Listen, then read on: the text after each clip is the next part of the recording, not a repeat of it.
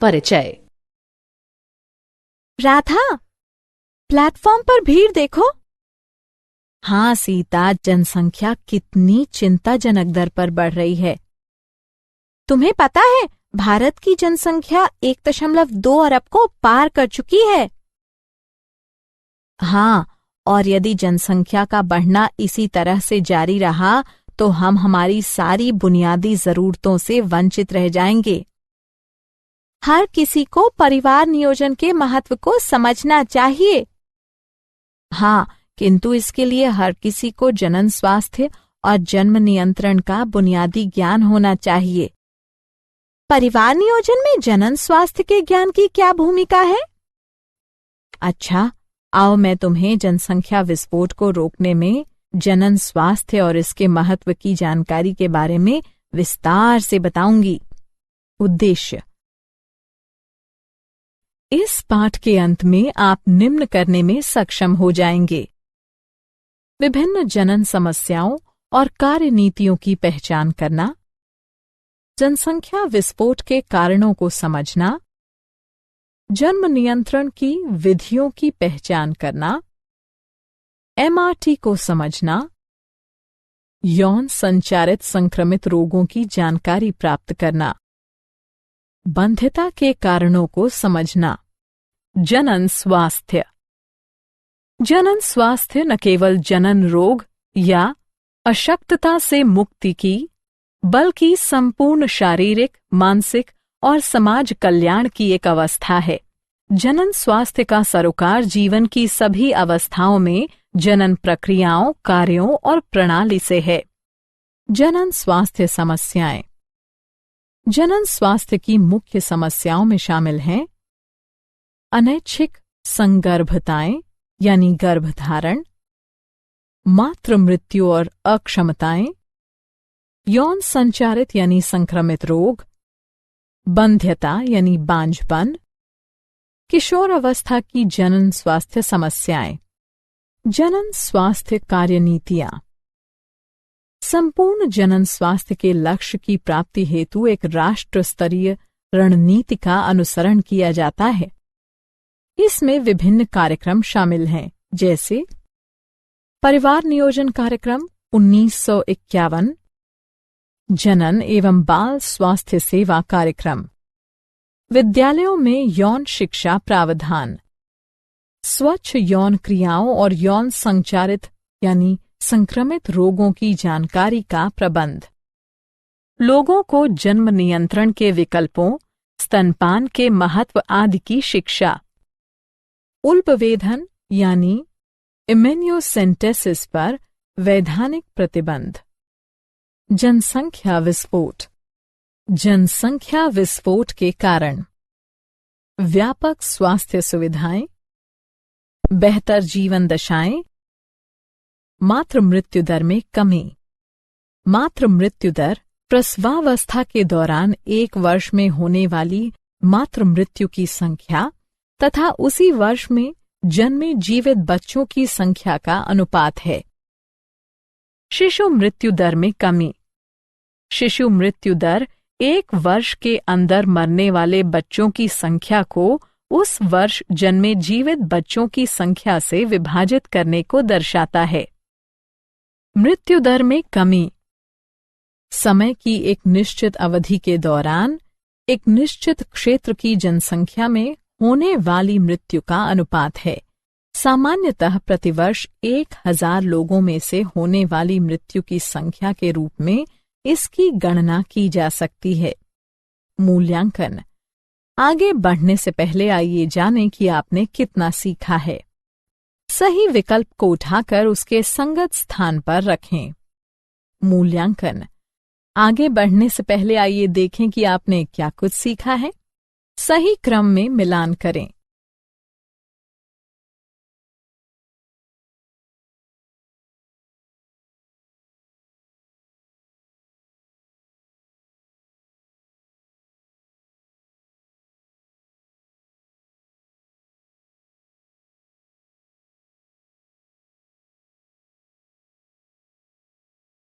जन्म नियंत्रण। जन्म नियंत्रण के उपाय दो प्रकार के हो सकते हैं: प्राकृतिक विधियां, कृत्रिम विधियां। राष्ट्र स्तर पर जन्म नियंत्रण के विभिन्न कार्यक्रम शुरू किए गए हैं, जैसे विवाह की वैधानिक आयु बढ़ाकर स्त्रियों के लिए 18 वर्ष और पुरुषों के लिए 21 वर्ष करना, दंपतियों को छोटे परिवार के लिए प्रोत्साहन, हम दो हमारे दो को बढ़ावा। जन्म नियंत्रण की प्राकृतिक विधियां। प्राकृतिक विधियां डिंब एवं शुक्राणु के मिलने की संभावनाओं के परिहार के सिद्धांत पर कार्य करती हैं। वे इस प्रकार हो सकती हैं: आवधिक संयम। इस विधि में दंपति आवर्त चक्र से 10 से 17 दिनों तक, जिसके दौरान डिंबोत्सर्जन की संभावना रहती है, संभोग से परहेज करते हैं। बाह्य स्खलन या अंतरित मैथुन। इस विधि में वीर्य सेचन से बचने के लिए पुरुष साथी स्खलन से ठीक पहले योनि से अपना लिंग बाहर निकाल लेते हैं। स्तन्यकालीन अनावर्त। इसका तात्पर्य उस अवधि से है जिसके दौरान मां बच्चे को स्तनपान कराना जारी रखती है और इस दौरान गर्भधारण की आवधिक संभावनाएं प्रायः नगण्य रहती हैं। जन्म नियंत्रण की कृत्रिम विधियां। रोध विधि। रोधक साधनों के माध्यम से अंडाणु और शुक्राणु को भौतिक रूप से मिलने से रोका जाता है। उदाहरण: कंडोम। ये रबर या लेटेक्स के बने होते हैं जिनसे पुरुषों के लिंग या स्त्रियों की योनि या गर्भाशय ग्रीवा को मैथुन से ठीक पहले ढका जाता है। इसके फलस्वरूप स्त्री के जनन मार्ग में शुक्राणु का प्रवेश नहीं हो पाता है। डायाफ्राम यानी तनुपट, गर्भाशय ग्रीवा टोपी, वॉल्ट। अंतःगर्भाशयी युक्तियां। ये युक्तियां विशेषज्ञों द्वारा योनि मार्ग से गर्भाशय में लगाई जाती हैं। ये शुक्राणुओं की भक्षकाणु क्रिया यानी फैगोसाइटोसिस बढ़ा देती है, जिससे शुक्राणुओं की गतिशीलता तथा निषेचन क्षमता कम हो जाती है। गर्भ निरोधक गोली। प्रोजेस्टेरॉन अथवा प्रोजेस्टोजन एस्ट्रोजन के सम्मिश्रण की छोटी खुराकों के रूप में उपलब्ध। ये गोलियां आर्तव काल यानी 7 दिन की अवधि को छोड़कर रोज ली जा सकती है। ये अंडोत्सर्जन और रोपण को संदमित करती हैं। टीके के रूप में गर्भ निरोधक। प्रोजेस्टोजन अकेले या फिर एस्ट्रोजन के साथ सम्मिश्रण में टीके या त्वचा के नीचे अंतरोप यानी इम्प्लांट के रूप में दिए जाते हैं। शल्यक्रिया विधियां। इन्हें बंध्याकरण भी कहा जाता है। ये विधियां गर्भधान से बचाव की अवधि विधियां यानी टर्मिनल मेथड्स हैं। ये 2 प्रकार की होती हैं: शुक्रवाहक यानी उच्छेदन, वैसेक्टोमी। इसमें शुक्रवाहकों के एक छोटे भाग को हटा दिया जाता है। नलिका उच्छेदन। इसमें डिंब वाहिनी के एक छोटे भाग को हटा दिया जाता है। सगर्भता का चिकित्सीय समापन। गर्भावस्था पूर्ण होने से पहले जानबूझकर या स्वैच्छिक रूप से गर्भ के समापन को चिकित्सीय सगर्भता समापन या प्रेरित गर्भपात कहा जाता है। भारत सरकार ने चिकित्सीय सगर्भता समापन के दुरुपयोग को रोकने हेतु इसे कुछ सख्त शर्तों के साथ 1971 ईस्वी में कानूनी स्वीकृति प्रदान कर दी थी। सगर्भता की पहली तिमाही अर्थात 12 सप्ताह की अवधि के दौरान चिकित्सीय सगर्भता समापन को अपेक्षाकृत अधिक सुरक्षित माना जाता है। यौन संचारित रोग। सहवास जन्य रोगों या संक्रमणों को सामूहिक रूप से यौन संचारित रोग कहा जाता है। सुजाक, उपदंश यानी सिफिलिस, जननिक परिसर्प, क्लेमिडियता यानी क्लेमिडियासिस।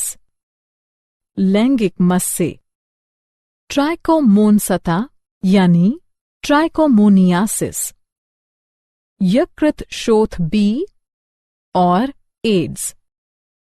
संचरण की विधि: रक्ताधान, असुरक्षित सहवास, संक्रमित सुइयों और शल्य उपकरणों का साझा प्रयोग, संक्रमित मां से बच्चों को। यौन क्षेत्रों में लक्षण: खुजली, तरल पदार्थ का स्राव, दर्द, सूजन, जटिलताएं यानी समस्याएं, श्रोणि शोथज रोग, गर्भपात, मृत शिशु जन्म, अस्थानिक सगर्भता, बंध्यता, जनन क्षेत्र में कैंसर। रोकथाम: अनजान व्यक्ति या बहुत से व्यक्तियों के साथ यौन संबंध से बचें। सहवास के दौरान हमेशा कंडोम का उपयोग करें।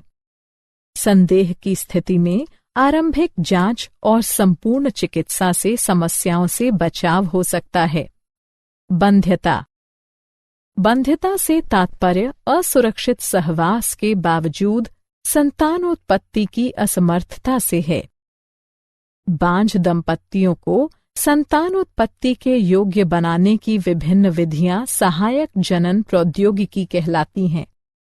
ये हैं पात्र निषेचन, इन विट्रो फर्टिलाइजेशन, युग्मक अंतः डिंब वाहिका अंतरण, अंतःकोशिकीय शुक्राणु निक्षेपण यानी इंट्रा साइटोप्लाज्मिक स्पर्म इंजेक्शन, कृत्रिम वीर्य सेचन यानी आर्टिफिशियल इंसेमिनेशन ART तकनीक।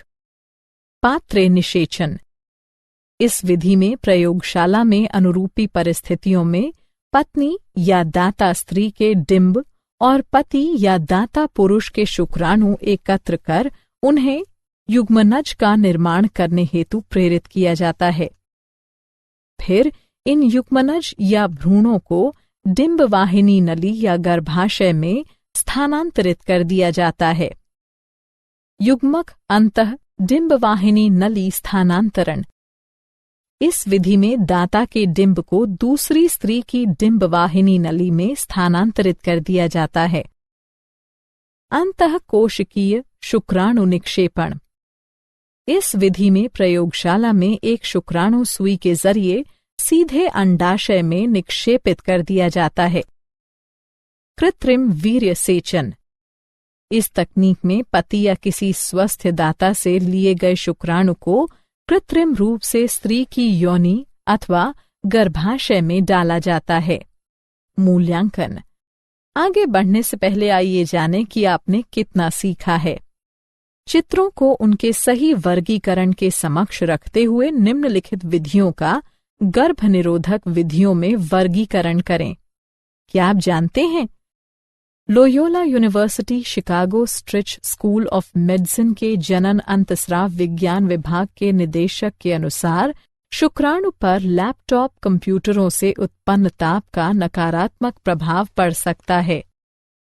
अंडकोश के निकट ताप शुक्राणु को क्षति पहुंचा या मार सकता है, जिसके फलस्वरूप शुक्राणु की संख्या या गतिशीलता में कमी या फिर पूर्ण बंध्यता भी आ सकती है। इसलिए शुक्राणु को क्षति से बचाव हेतु लैपटॉप को हमेशा मेज पर रखना चाहिए। सारांश: आइए हमने जो कुछ सीखा है उसे संक्षेप में दोहराएं। जनन स्वास्थ्य का तात्पर्य जनन की सभी अवस्थाओं अर्थात शारीरिक, भावनात्मक, व्यावहारिक और सामाजिक पहलुओं के कल्याण से है। स्वास्थ्य की बेहतर सुविधाओं तथा जीवन के रहन सहन की बेहतर परिस्थितियों के कारण जनसंख्या में विस्फोटक वृद्धि को बढ़ावा मिला। जन्म नियंत्रण के लिए विभिन्न गर्भनिरोधक उपाय अपनाए जा सकते हैं। चिकित्सीय सगर्भता समापन आमतौर पर बलात्कारों, संयोगिक सहवास आदि के कारण होने वाली अनचाही सगर्भता से छुटकारा दिलाने हेतु किया जाता है। वहीं MTP की यह क्रिया उस स्थिति में भी की जा सकती है जब गर्भावस्था का जारी रहना मां या भ्रूण अथवा दोनों के लिए हानिकारक अथवा घातक हो। सहवास के कारण संचारित होने वाले रोग या संक्रमण यौन संचारित रोग यानी STD कहलाते हैं।